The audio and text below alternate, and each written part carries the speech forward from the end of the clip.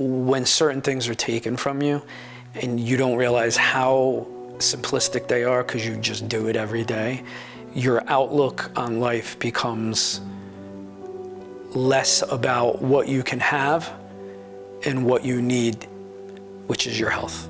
Your health is the most important because without that, nothing else matters.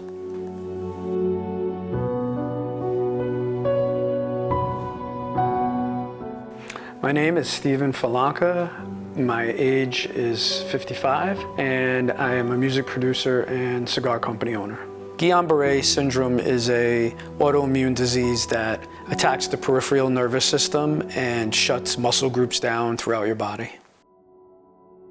It's like 1 out of 100,000 people can get it, and it was treated initially through something called immunoglobulin, which I was on for 5 days, and that basically tells your body to stop attacking the nervous system. It started with just your run-of-the-mill stomach virus, had that for a week, started feeling better. There was a certain protein in the virus that I contracted that is the same protein that covers our peripheral nervous system. So my immune system thought I still had the virus even though it got rid of it and started attacking my own nervous system. So it started with a stomach virus and went into Guillain-Barré syndrome. Another thing that I was told was that it comes very slowly, and a lot of people might not even realize they have it. In my case, it actually came very quickly. After I was feeling better, I was doing some stuff around the house with my family, and I just woke up one day and my left hand was weak. It didn't feel numb or anything, it just felt weak, like I didn't have enough strength in it. So I initially thought maybe I just pinched a nerve or slept wrong, something like that. But then the second night, when I went to bed, I woke up the next day and it was in both hands. And it was actually so weak that I couldn't even squeeze the sheets and pull them off of me in bed. And that's when I knew something wasn't right. So I decided to go to the walk-in clinic. So yeah, I drove myself to the walk-in clinic. They did an initial assessment and decided that it would be better for me to go to the hospital. When we went to Westchester Medical, they admitted me and ran tests there saying, I needed to have a spinal tap and MRI, and they ruled out heart attack and stroke. With their assessment, decided it was Guillain-Barré syndrome. They started me overnight initially on the serum, and each day I was there at the hospital. It was a 5-day run. I got a bottle of the immunoglobulin. Initially when I got to the hospital, it was just weakness in my hands, and it actually got worse before it got better. It went from just being weak in my hands to all of a sudden losing strength in my legs and not being able to walk, not being able to stand, pretty much not being able to do anything that we do every day and take for granted. So hearing how severe it could be, total paralysis, it could attack your heart, it could attack your lungs. They kept monitoring my heart and making sure I could swallow. It was a little scary, finding out this is a pretty serious illness. Once I was done with the 5 days in the main hospital, I was told I'd have to go into in-house rehab, and I went from Westchester Medical Center Hospital to Westchester Medical Rehab, and I had to do regular rehab and occupational rehab twice a day, 2 in the morning and 2 in the afternoon, and it was very tough. It was tough having to do both of those and pretty much learn how to function again. Oh, wow. I couldn't push myself up in bed. I couldn't get out of bed. I couldn't push buttons on a remote. Couldn't hold my cell phone up. Couldn't hold a little bottle of water. Couldn't get dressed. Couldn't brush my teeth. Couldn't walk. Couldn't shower. So in rehab, there were a lot of different things I had to relearn how to do.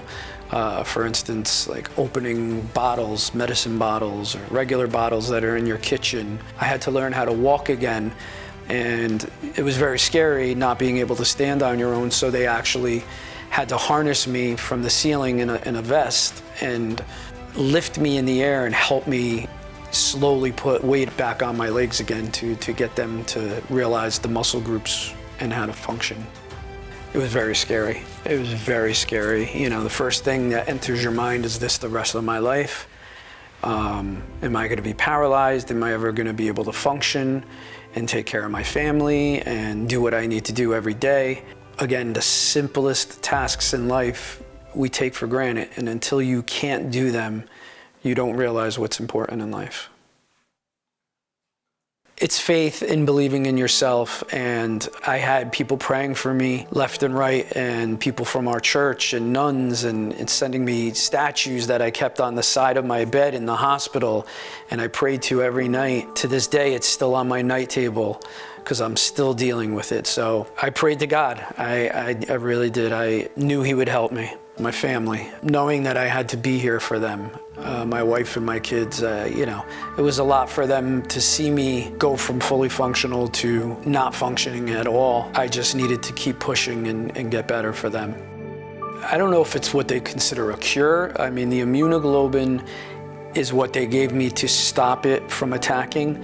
And then what we were told is your body, each individual body can regain as much or as little as possible. They told me, you know, there's a good possibility I wouldn't walk outside of a wheelchair for almost a year. I pushed myself, you know, after I got home. I did still come home after a month in rehab in a wheelchair, but I pushed from a wheelchair to a walker, still not being able to do steps, to then from the walker trying to do one step to a cane, and, you know, just kept pushing every day. As much as I have regained, and I'm probably 90% back to where I was, I still have issues with my legs. In the cold, they tend to not want to work as well. I still have some nerve damage, muscle aches, and nerve pain. So I have to just take it easy. Another part of the disease is fatigue, constant fatigue.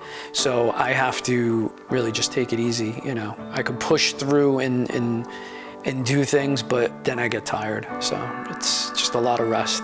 When you have something like this, you're afraid of what could happen and can I get it again. Every little thing, if food was left in the fridge too long, I didn't want to eat it because I didn't want to get a stomach virus that might bring on Guillain-Barré again. They said that there is a very, very slim chance that you can get it again. But for the most part, once you've had it and you've gotten rid of it, you're pretty good. So it's a slow process, and, you know, God willing, you don't get it again.